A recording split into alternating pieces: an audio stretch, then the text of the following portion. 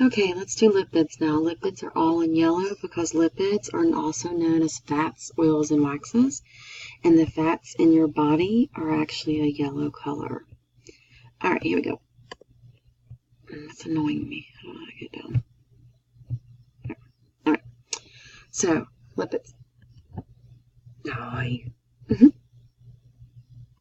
Okay. The function of lipids are going to be things like this: waterproof leaves and feathers. When you think of lipids, you should think of things like waxes. So if you put wax on your skin, like lotion or chapstick on your lips, it's going to waterproof them. It's going to keep moisture in. We also have fats in our body to help long-term storage of energy. So when you eat a carb, the first thing you're going to do is your body's going to use it as glycogen and put it in the liver. Then anything else after that, your body's going to put it in long-term storage known as fat. Some of us have more than others. You also have cushion for organisms. Once again, some of us have more than others with that too. But cushioning helps protect the bones, and it makes sitting, walking, things like that a little bit easier for us. We classify lipids into two types. The first one is known as a triglyceride. The next one is a phospholipid. If you flip your paper over, you see that it's cut into two parts. The top two halves that look like a flag, rectangle one way and then three the other way. You have two of those. Those are your triglycerides. And then the one little guy that looks down at the bottom, he is known as the phospholipid. They are two totally different structures and functions. So let's do the triglycerides fat first. They're also known as fats, oils, and waxes.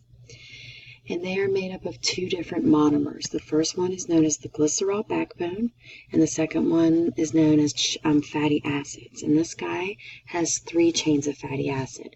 That's why we call it a triglyceride. Beside where it says glycerol backbone right here, put the letter A, and beside where it says fatty acid chains, put the letter B and C. We'll look at those when we get into the back. We take triglycerides and we're going to break them up into two types. And this is where it gets a little funky. We classify them based upon the type of bonds that are held between the carbons. Let me go backwards here. So these are your fatty acids, these chains right here, 1, 2, 3. And on the back of your picture, on the back in the picture, your fatty acids are going the opposite way. But what you should see is that you should see carbons bonded to other carbons are hydrogens. You can either have a single bond between them or a double bond between them, and that determines which type of triglyceride it is. So, a saturated fat contains single bonds all throughout. This keeps that fatty acid chain straight as compared to unsaturated fats. So I'll give you a little time to write what's above you. So saturated fats are single bonds. They are straight across. So as you eat these do not bend. So they tend to clump together. So if you take your fingers and you make like an E, like with your first 3 fingers, and an E, or first 3 fingers the other ones, and you put them together, you can see how they clump.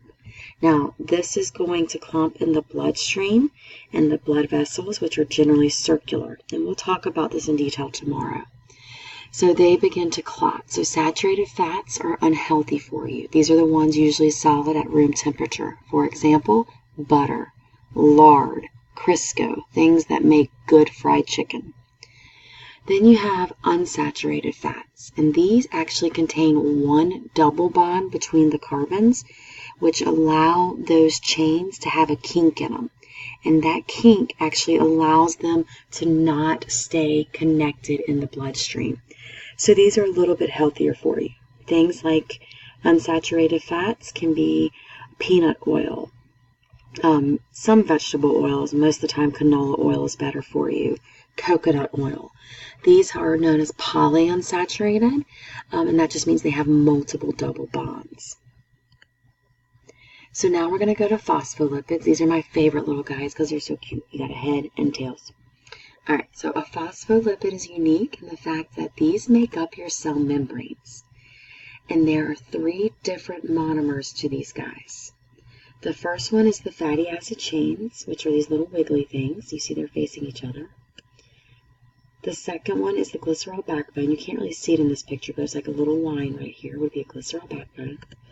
And the third is the one that triglycerides didn't have.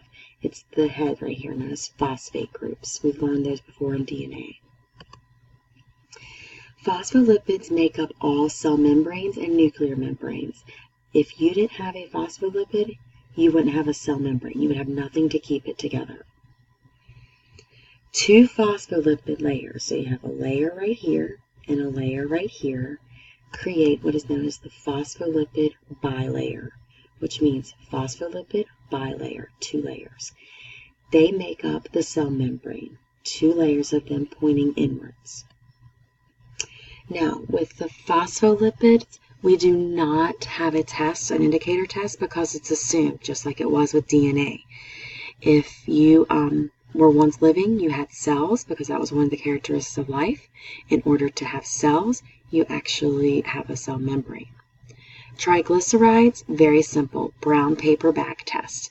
And if it leaves a translucent stain, it means it has some type of triglyceride in it. We've all had that before. You go to Five Guys or McDonald's and you get those nice good fries. By the time you get home, your bag is stained and you can see the light through it. That's the indicator test. That tells you right there that it has triglycerides in it. So if you flip your paper over, let's do some coloring. And if the substitute could pause and give them time to color, because I'm going to check it tomorrow for them. So at the top, you have letter A, which is your glycerol backbone. When I think of glycerol, I think of glistening, so I want to color these yellow. So the triglycerides, you have 2 triglycerides, so those rectangles should be colored yellow. The phospholipid glycerol backbone is really just a line of carbons and hydrogens, so you can just kind of shade that in yellow. Then we go to the saturated fatty acid chains, or just the fatty acid chains in general, and we have these in all of the pictures. It is letters B and C. B is pointing to the saturated fats, where you see no single bond. And C is pointing to the unsaturated fats, where you see a double bond, and it's circled for you. So we are going to color these fatty acids blue. You should have a total of 6 fatty acid chains at the top, 3 for each molecule. And then you should have 2 down below. That is called the tail of the phospholipid. Then we go to the phospholipid that has a unique structure. And that is D, and he is a phosphate group, and he is going to be colored purple, purple for phosphate. So you're going to color those. We will do the indicator test tomorrow, and then we will do the cutouts after this. You are also going to be given another worksheet that compares all 4 of these to get you ready for your quiz, which will be on Monday. So if you have any questions, email me. I will be at school tomorrow. And be good for the sub, and I'll talk to you later. Bye.